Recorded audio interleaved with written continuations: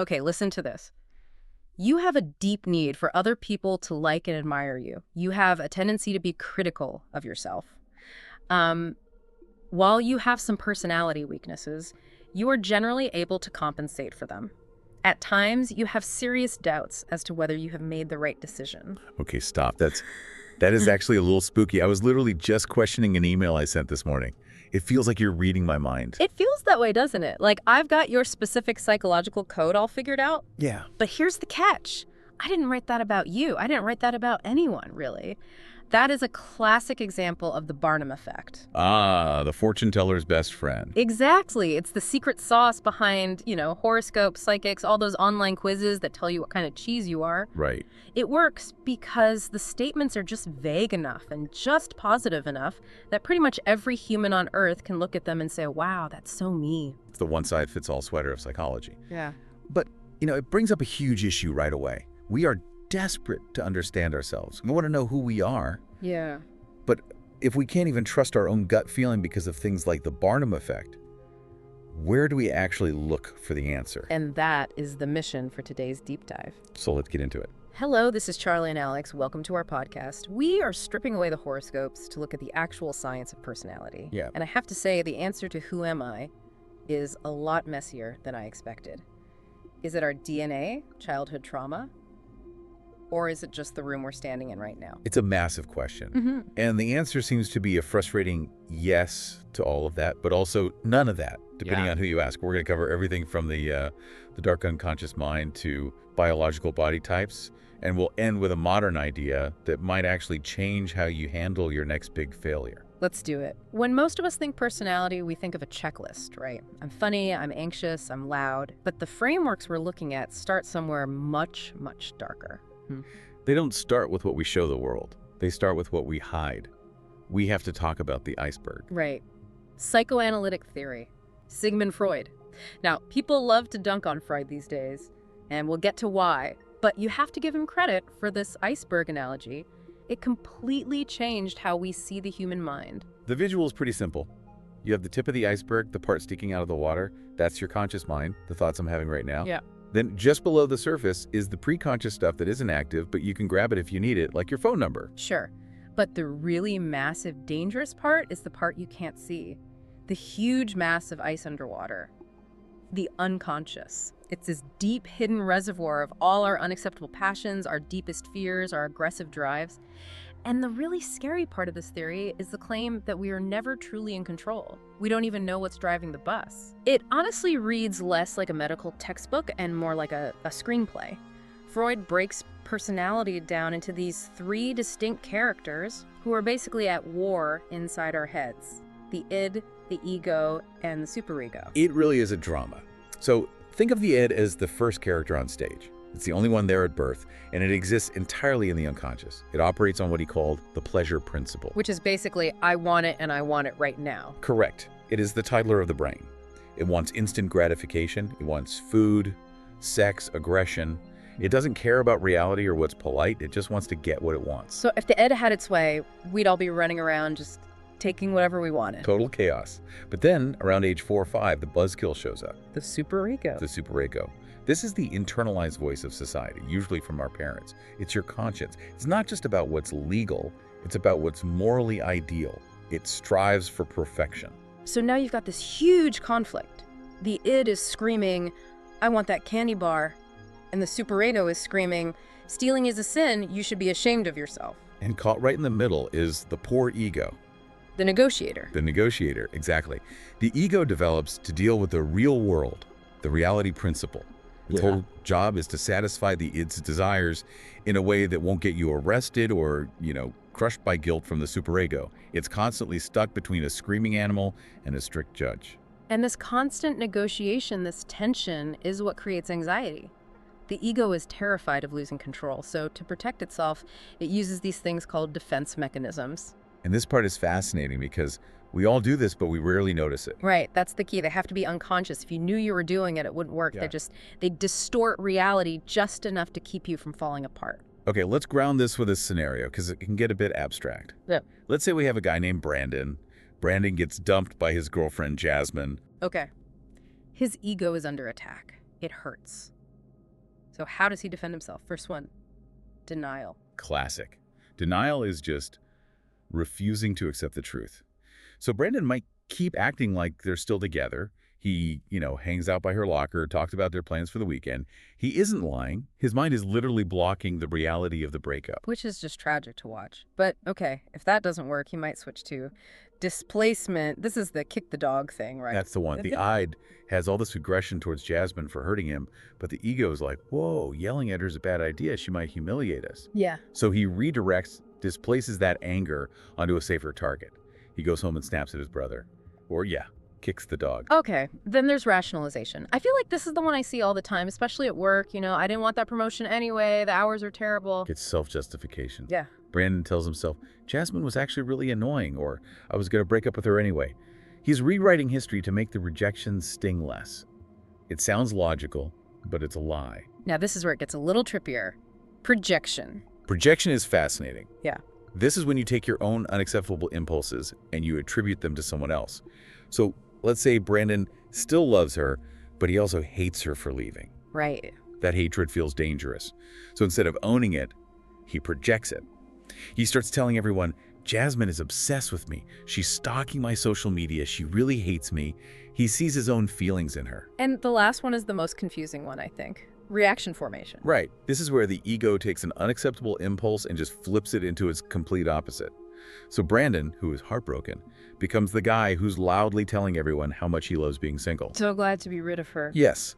And the intensity of his I'm so happy act is actually proof of how sad he really is. It's a really compelling story. It explains so much about just messy human behavior. I have to play the skeptic here. As much as I enjoy the narrative, this feels a bit like fiction. Can we actually prove any of this stuff?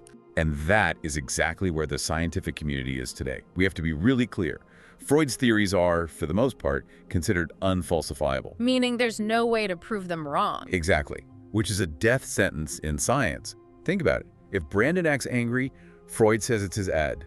If Brandon acts super happy, Freud says it's reaction formation and he's hiding his anger. So no matter what he does, the theory works. The theory claims to be right.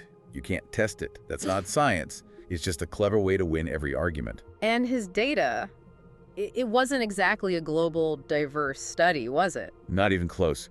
He built this universal theory of human nature based almost entirely on case studies of wealthy, troubled women in Vienna in the late 1800s. It's hardly a representative sample of, well, anyone today. So if we can't rely on this unconscious drama, we need something we can actually measure. And that brings us to the trait perspective. This feels a lot more like the modern personality tests we see. Well, be careful with some of those corporate tests. A lot of them aren't scientifically sound either. But yes, the trait perspective shifts the focus. Instead of asking why we are this way, it asks, what are we? It tries to describe personality with stable characteristics or traits. And the gold standard here is the Big Five. The Big Five. Yeah. The easiest way to remember is with the acronym OCEAN. Openness, conscientiousness, extroversion, agreeableness, and neuroticism. And just to clarify, neuroticism here doesn't mean you're crazy. No, in this context, it just refers to emotional stability. So if you score high on neuroticism, you're more likely to feel anxious or moody. Low score, you're more calm and even-tempered. And the key thing here is that these aren't boxes you get put in, right? I'm not an extrovert with a capital E. Exactly. That's a huge distinction. A lot of pop psychology tries to give you a label. You are an introvert. The Big Five treats each trait like a sliding scale.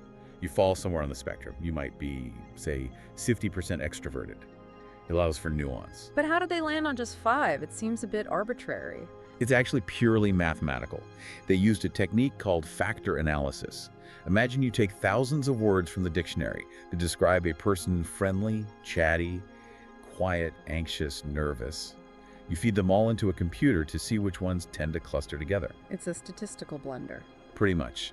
They found that people who rated themselves as talkative also tended to rate themselves as sociable and energetic.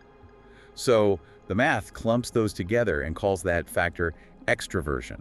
It's data-driven, which makes it much more robust than Freud's educated guesses. It feels very clean and scientific. But the history of biological personality theories is not always so clean. There's a part of this history that I found honestly hilarious. Oh, this is the graveyard of bad ideas. Yeah, we think biological means DNA and brain scans. but history is full of some truly bizarre attempts to link our bodies to our personalities. Long before DNA, the ancient Greeks had the theory of the four humours. It sounds like something from a fantasy novel. It does. Hippocrates believed your personality was dictated by the balance of four bodily fluids. If you were choleric, so angry and aggressive, is because you had too much yellow bile. And melancholic, sad, depressive was too much black bile. My favorite, though, is phlegmatic, Excess phlegm. which supposedly made you calm and unemotional. It's wild that we still use those words. We call people melancholy, and we're literally talking about bile. It highlights something important, though. We have this deep, persistent desire to anchor personality in the physical body.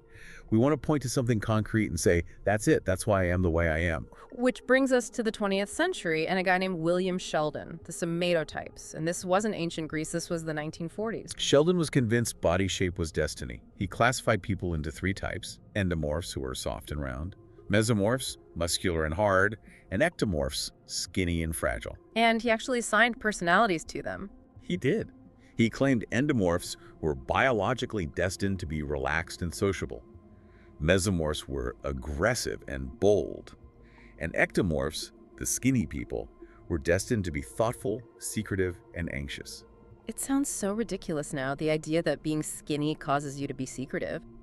But I guess there's a grain of truth in how society treats people, right? Like a muscular kid gets picked for sports and becomes more confident.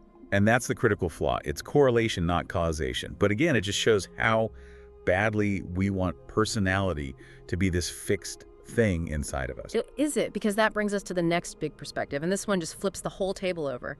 The behaviorist. They look at Freud, they look at traits, and they say, you're all wrong, personality doesn't exist. This is the pendulum swinging to the absolute other extreme.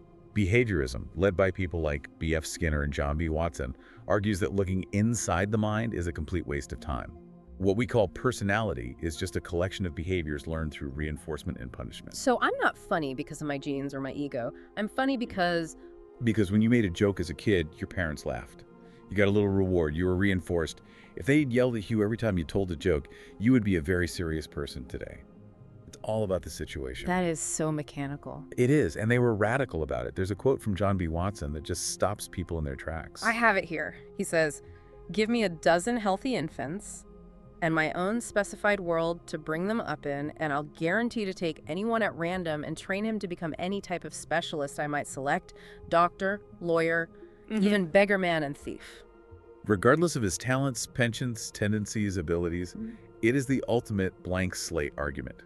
He's saying you have no soul, no innate self. You are 100% a product of your environment. That is incredibly bleak. It just strips away all the magic of being human. We're just robots reacting to stuff. And it sparked a huge backlash. People hated that view.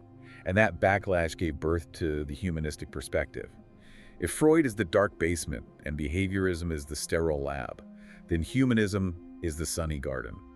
This is Maslow and Rogers. Right. They rejected the dark determinism of Freud and the robotic view of the behaviorists. They focused on free will, human potential, and this drive for self-actualization. The idea that we're all fundamentally good. We're like seeds trying to grow into a tree as long as the soil is good. And the soil here is how people treat us. Carl Rogers argued that for a personality to grow in a healthy way, we need three things: genuineness, empathy, and the big one, unconditional positive regard. Unconditional positive regard. It sounds like something from a greeting card, but what does it actually mean? It means total acceptance. It's loving the person even when you hate their behavior. Rogers argued most of us grow up with conditional positive regard. I will love you if you get good grades. I will love you if you're quiet. And that messes us up. It forces us to hide parts of ourselves just to earn love. We stop being our true self, and we create an ideal self to please others. Rogers said the only way to find your real personality again is to be in an environment where you're accepted, flaws and all. Okay, so let's look at the board. We have Freud's unconscious drama, the statistical sorting of the traits, the programmable robot of behaviorism, and the blooming flower of humanism. It feels like they're all holding a different piece of the puzzle. Which is why the final perspective is the one most modern psychologists actually use. It tries to glue them all together. The social cognitive perspective. This is Albert Bandura. Yes. Bandura looked at the behaviorists and said, okay, the environment matters. But he also looked at the traits and said, but the internal stuff matters too. So he proposed reciprocal determinism. That's a mouthful. Break that down for me. It's actually pretty intuitive. It just says personality is a three-way feedback loop. You got your internal factors, your thoughts, your traits, you've got your behavior, what you do, and you have the environment, the situation. The key is that they all influence each other constantly. Okay, give me an example. Let's say someone who's anxious about going to parties. Perfect. So you have an internal factor. The thought, I am socially anxious. Because of that thought, you choose to stand in the corner and look at your phone. Right. That's your behavior. Right. Because you're standing in the corner looking standoffish, nobody comes to talk to you. That's the environment. And because nobody talks to me, I think, see, parties are awful and nobody likes me. Which reinforces the internal thought, which makes the behavior worse next time. The environment shaped you, but you also shaped the environment. You created the awkward party you were so afraid of. That's powerful because it suggests we aren't just victims of our personality, we're co-creators of our reality. Exactly. And this leads to what I think is the most practical tool in this whole deep dive, locus of control. This is the concept I want everyone listening to take with them, especially if you're a student or facing a tough project. Locus of control just refers to where you believe the power lies in your life. Do you have an external locus or an internal locus? So let's take a scenario. You fail a big exam. What does the person with an external locus of control say? They look outward. They say, the questions were unfair. The professor hates me. The room was too loud. They blame the environment. And why is that so dangerous? I mean, it feels better, right? It's not my fault. It protects your ego for a minute, sure, but it leads to something called learned helplessness. If you genuinely believe the outcome was out of your control, then there's no point in trying harder next time. You become passive. You give up. Now contrast that with an internal locus of control. The internal person says, I didn't prepare enough. I should have studied that chapter more. I need to change my strategy. That sounds a little like self-blame, though. It can be if you take it too far, but it's actually incredibly empowering. Because if the problem was you, then you can fix it. If the problem is the universe, you're helpless. But if the problem is my study habits, well, you can change your study habits. And that ties right back to reciprocal determinism. If I have an internal locus, which is a treat, I study harder, the behavior, which then changes my grade, the environment. And that good grade proves to you that you have agency, which reinforces the internal belief. You spin the feedback loop in a positive direction. It's a really hopeful place to end. We started with the Barnum effect, looking for these easy, generic answers to who we are. But the science points to something much more dynamic. It does. We aren't just characters on a sheet with fixed stats like in a video game. We're not just choleric or endomorphs or even just introverts. Those are only snapshots. The real takeaway for me is that personality is a process. It's a negotiation. Whether it's the ego negotiating with the I or you negotiating with your environment. And that means you have leverage. You can't change your DNA, maybe you can't change your childhood, but you can absolutely change how you interpret and act in the room you're standing in right now. So stop letting a horoscope tell you who you are. And please, if you're going through a breakup, don't kick the dog. That's just displacement. And the dog really doesn't understand the nuance of your ego's defense mechanisms. Thanks for diving in with us. Always a pleasure. See you next time.